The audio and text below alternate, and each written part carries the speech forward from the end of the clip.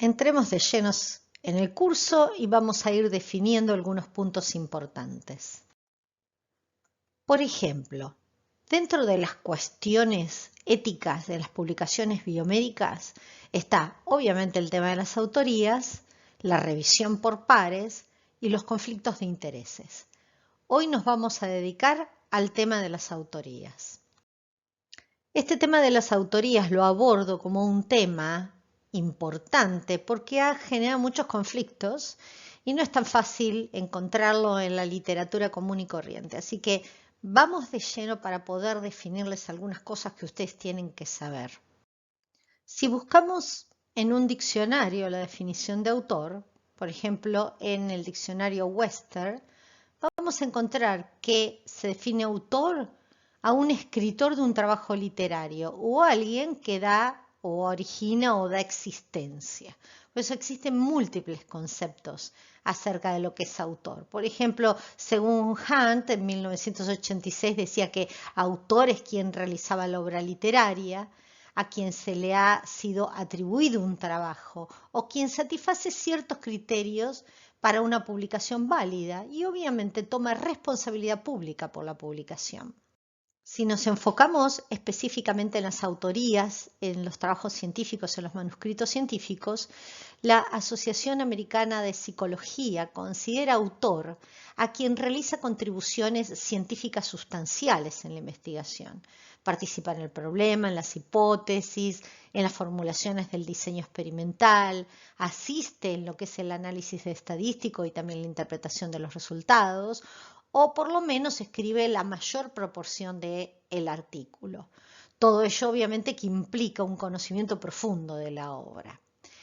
También tenemos otras definiciones como la de Spiegel y Keynes, donde sugieren que la autoría solo debe asignarse si hay una contribución sustancial al proyecto, bien sea una contribución intelectual o al escribir el artículo.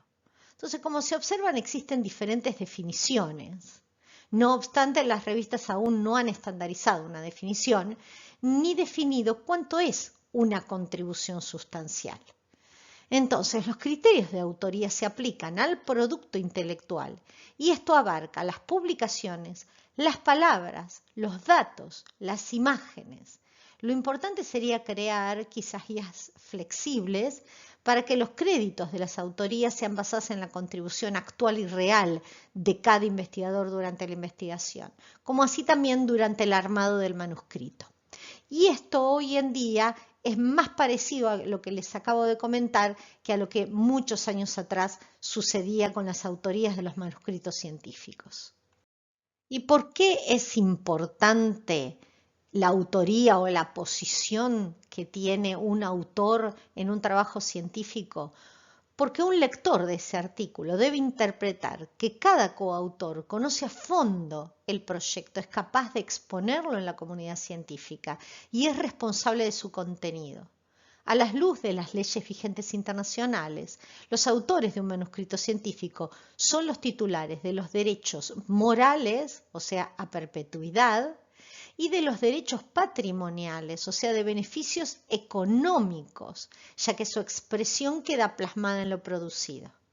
Por lo tanto, excluir o incluir a un autor de un manuscrito es equivalente a violar la ley o ceder derechos. Por eso es importante a priori designar las autorías en un manuscrito. Y esta es una de las recomendaciones que luego les voy a dar. Designen a priori las autorías de un manuscrito científico.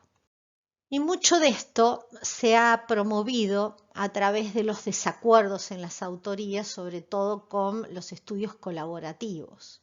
La ciencia moderna, donde se promueve mucho la interdisciplina para resolver problemas científicos y donde la cooperación internacional para la generación de conocimiento se hace cada vez más evidente, es común que la información obtenida y publicada en artículos científicos lleve múltiples autores. Y esto genera algunas ventajas, obviamente porque mejora la calidad del escrito y de la ciencia generada por varios expertos de distintas disciplinas, pero también genera conflictos por integridad, responsabilidad, reconocimiento y justicia en relación a la inclusión, exclusión o el orden de los autores en los artículos científicos que se generan. Por eso es que les voy a intentar dar la mejor definición de lo que es un autor en un manuscrito científico. En principio se cree que la contribución de cada investigador al proyecto o al manuscrito debe ser tal que, si yo elimino su aporte, la obra no hubiera sido posible, o quedaría incompleta o se perdería sentido. Es muy interesante esta definición. El problema de definir quién debe ser autor o coautor puede darse a veces por cuestiones éticas, culturales, por ejemplo, siempre se hizo de esta manera, por una tradición, siempre colocar a los jefes de servicios, por desconocimiento de cómo se publica, o por no saber cuáles son los derechos del autor, como por ejemplo en el caso de los estudiantes, que muchas veces los excluyen. Por ello, a veces se incluyen en el artículo colegas que no están calificados o que no han participado en el proyecto o escrito, o lo contrario, se excluyen personas que han contribuido sustancialmente a la investigación. Gracias.